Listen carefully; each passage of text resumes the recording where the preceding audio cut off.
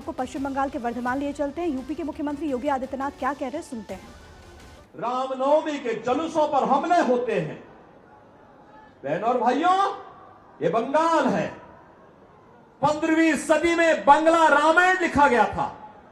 और यही नहीं, जब अयोध्या में राम जन्मभूमि के लिए आंदोलन चल रहा था, इसी बंगाल से गए हुए कुठारी बंदों ने अपने आप को बलिदान किया था राम जन्मभूमि मुक्ति के लिए। गुलामी के ढांचे को हटाने के लिए अपने आप को बलिदान किया था। आज भी कुठारी बंदों का अयोध्या में स्मारक लगातार राम जन्मभूमि के लिए हुए आंदोलनों की ओर हम सबका ध्यान आकर्षित करता है। लेकिन आज इसी बंगाल में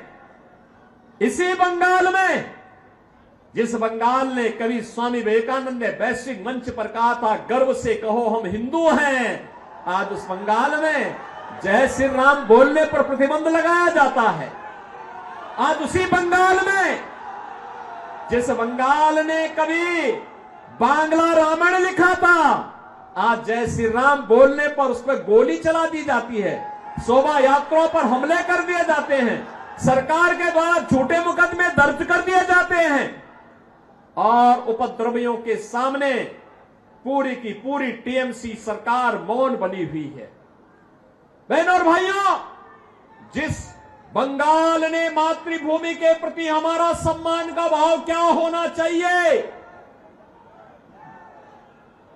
क्या होना चाहिए, ममतामयी मां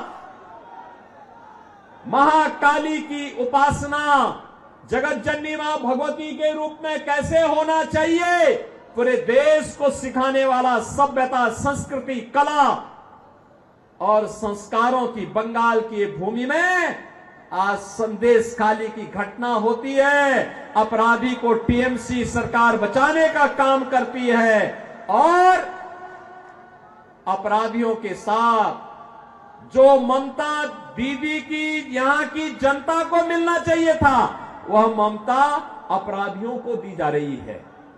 और इसलिए बहनों और भाइयों, मैं आपसे अपील करने के लिए आया हूं, ये नए भारत का, एक नए भारत को बनाने का चुनाव है।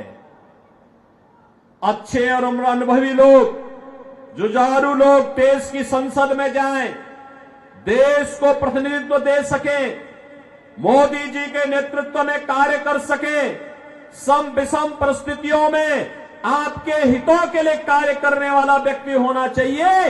इस दृष्टि से आज पूरे देश के अंदर एक ही स्वर में लोग बोल रहे हैं, उत्तर, दक्षिण, पूरब, पश्चिम।